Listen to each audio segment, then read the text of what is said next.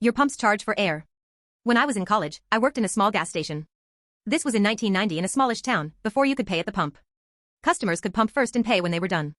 I was sitting behind the counter. It was a Sunday afternoon, so I was listening to a football game on the radio, wishing that my shift was done. It was a really slow day, maybe a customer every 5 or 10 minutes. I watched a customer pumping his gas and could tell by his body language that he was upset as he approached the shop to pay me. He burst through the door, yelling, "Your FNG pumps pump air." I asked him what he was talking about and he told me, "The pump is pumping air.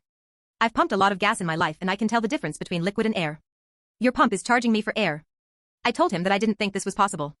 He was very insistent, so I asked for more information. He said that the pump indicated that he had pumped 10 gallons, but he knew the difference between liquid and air, and he wasn't going to pay for air. The equipment at the station was pretty old and when there wasn't a lot of other noise, you could hear the pumps pumping. They made a high-pitched whine, so even without looking, you could tell when someone was pumping gas, so I knew that he had pumped some.